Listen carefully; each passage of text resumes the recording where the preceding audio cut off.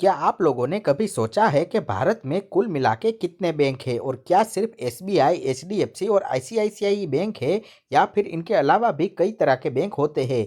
ये सवाल अक्सर लोगों के मन में होता है। तो आज के इस वीडियो में हम भारत के सभी प्रकार के बैंकों को आसान और हिंदी भाषा में समझेंगे और जानेंगे कि भारत में कुल मिलाकर कितने बैंक हैं और क्या काम करते हैं।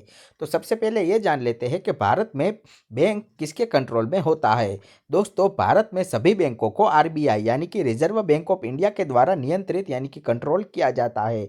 आरबीआई ये तय करता है कि बैंक कैसे काम करेंगे, उनकी ब्याज दरें क्या होगी और नियम और कानून क्या होंगे। ये सब डिसाइड आरबीआई करता है। यानी कि हम कह सकते हैं कि भारत में जो बैंक है वो सभी बैंक आरबीआई के कंट्रोल में नियंत्रित है। उसके बाद जानते हैं कि भारत में बैंक कितने प्रकार के होते हैं। दोस्तों, भारत देश में बैंकों को मुख्य रूप से 6 कैटेगरी में यानी कि 6 वर्गों में बांटा जाता है। अब हम एक एक करके इन सभी वर्गों को समझते हैं, जिसमें सबसे पहला आता है पब्लिक सेक्टर बैंक, जिसे सार्वजनिक क्षेत्र के बैंक भी कहा जाता है। ये बैंक सरकार के होते हैं, जिनमें सरकार की हिस्सेदारी 50% से ज़्यादा की होती है। उदाहरण के तौर पर स्टेट बैंक ऑफ इंडिया यानी कि SBI, Punjab national bank, bank of Baroda और कैनरा बैंक। भारत में सार्वजनिक क्षेत्र के कुल लगभग 12 बैंक मौजूद है। उसके बाद आता है निजी क्षेत्र के बैंक, जिसे प्राइवेट सेक्टर बैंक भी कहा जाता है। दोस्तों, ये बैंक प्राइवेट कंपनियों द्वारा चलाए जाते हैं। उदाहरण के तौर पर HDFC bank, ICICI bank, axis bank और कोटक महिंद्रा बैंक। तो ये सारे प्राइवेट सेक्टर के बैंक हुए। भारत में प्राइवेट सेक्टर के कुल मिला के लगभग 21 जितने बैंक मौजूद है। उसके बाद आता है विदेशी बैंक, जिसे फॉरेन बैंक भी कहा जाता है। ये बैंक दूसरे देशों के होते हैं लेकिन भारत में भी काम करते हैं। उदाहरण के तौर पर सिटी बैंक, एचएसबीसी बैंक और स्टैंडर्ड चार्टर्ड बैंक। भारत में विदेशी बैंक लगभग 40 से 45 तक मौजूद है। उसके बाद जानते हैं क्षेत्रीय ग्रामीण बैंक यानी कि जिसने रीजनल रूरल बैंक यानी कि आरआरबी भी कहा जाता है। तो दोस्तों, ये बैंक खास तौर पर ग्रामीण इलाकों के लिए बनाए गए होते हैं और इनका उद्देश्य किसानों को लोन, गांवों में बैंकिंग की सुविधा। और भारत में आरआरबी यानी कि रीजनल रूरल बैंक की संख्या लगभग 40 से भी ज़्यादा है। उसके बाद आते हैं स्मॉल फाइनेंस बैंक। तो दोस्तों, ये बैंक छोटे व्यापारियों, मजदूरों और गरीब वर्ग के लिए बनाए गए हैं। उदाहरण के तौर पर AU small finance bank, Ujjivan small finance bank. तो भारत में स्मॉल फाइनेंस बैंक लगभग 12 मौजूद है।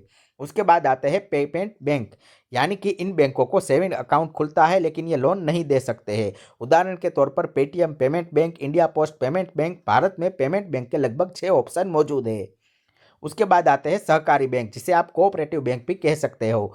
ये बैंक राज्य सरकार के अंतर्गत आते हैं और लोकल लेवल पर ही अपना काम करते हैं। इनकी संख्या बहुत ज़्यादा है, इसलिए इन्हें अलग से गिना जाता है, जिसे कोऑपरेटिव बैंक कहा जाता है और ये सैकड़ों की संख्या में मौजूद है। दोस्तों, अगर आपको भी वीडियो पसंद आता है तो ऐसे ही वीडियो की अपडेट हम हमारे व्हाट्सएप चैनल पे रेगुलर बेसिस पे शेयर करते रहते हैं। तो हमारे व्हाट्सएप चैनल का लिंक नीचे डिस्क्रिप्शन में दिया गया है, जहाँ पे क्लिक करके आप हमारे व्हाट्सएप चैनल से जरूर जुड़ जाइए। तो अब जानते हैं कि तो भारत में कुल मिला के कितने बैंक है। तो दोस्तों, अगर हम मुख्य बैंकिंग सिस्टम की बात करें तो पब्लिक सेक्टर बैंक 12 है, प्राइवेट बैंक 21 है और फॉरेन बैंक 45 है। और रीजनल रूरल बैंक यानी कि आरआरबी की बात करें तो वो 40 से ज़्यादा है। उसके बाद स्मॉल फाइनेंस बैंक 12 से ज़्यादा है और पेमेंट बैंक 6 है। तो कुल मिलाकर भारत में लगभग 130 से भी ज़्यादा बैंक है जो कि किसी ना किसी रूप में अपना काम करते हैं। इसमें कोऑपरेटिव बैंक अलग से होते हैं, ये इसमें शामिल नहीं किए गए हैं।